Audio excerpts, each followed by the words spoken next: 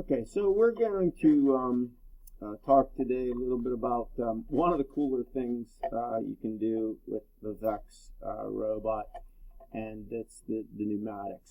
I got to give credit to Philip here, who basically led the way with figuring out how to do the programming, because it is not. They don't have, I don't think they have a sample program for it, and it took some doing.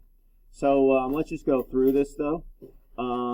You see at the top we've configured our pneumatics up here. So if we were going to do that again, let's just go click there.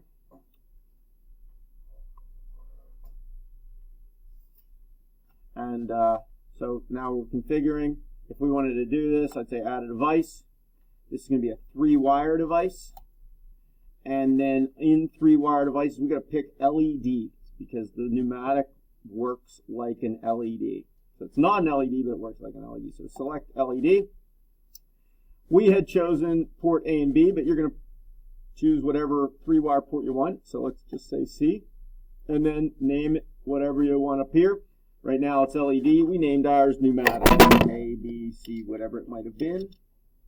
So we'll just call this pneumatic C. And I'm going to say done. And then, right now, let's just jump into the program. You've got your configuration stuff here at the top and VEX code in it, which is going to be in most, if not all, programs.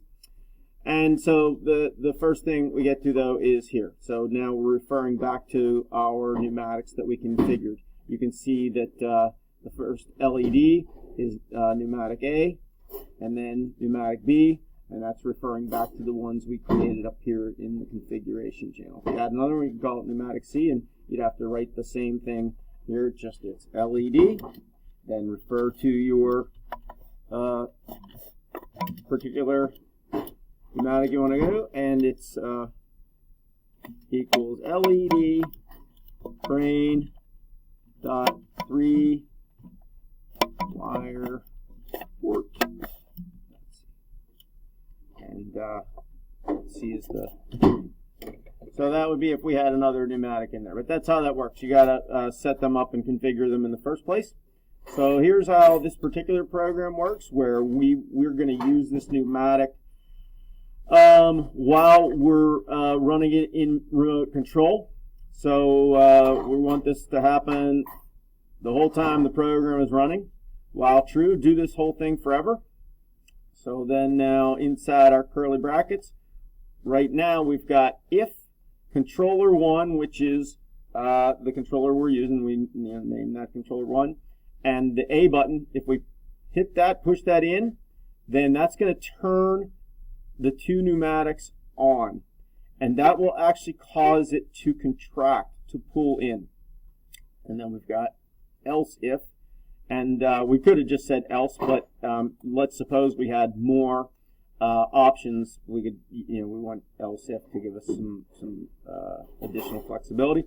So this, if button B is pressed, off, it extends. So this program, this is going to make the pneumatic go out, and this is going to retract it back in.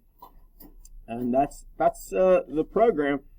And what about this physical setup?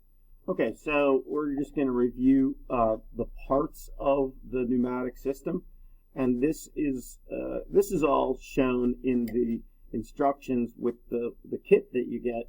We're going to go a little bit more into that. So right here and here are the cylinders, and if you recall, we had A and B, and let's see, I think B was going to go out, so, and you saw that retract, and look over here.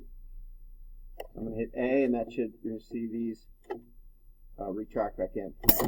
Interestingly, if you wanted quick movement, it's the retraction that is sort of quick and explosive. Now these two things, this is actually the, probably the most important piece. This is your solenoid that receives the signal and controls the the on and off of the pressure. So here's one, here's two. And finally, where's this guy? This is the one that, again, I got to think about.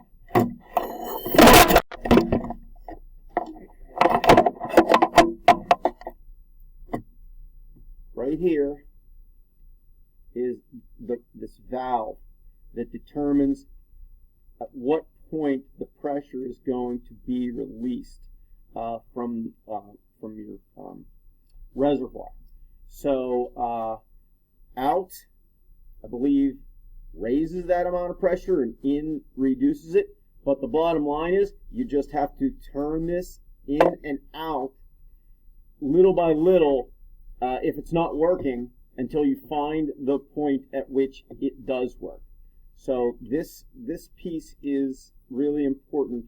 And if it's not working, if you wrote this program and you're hitting A and B and these are not going in and out, you can definitely check the initial instructions, but probably this is your problem, where this is either too far in or too far out. But if you turn it the right amount, once again, let's do this one more time. We got A and B back down here, and you should see when we hit B, we extend, A back in.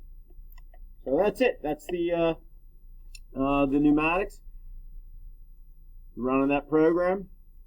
This is really the nuts and bolts of it right there. And here is the configuration that you need to get it to work. Okay, thanks a lot.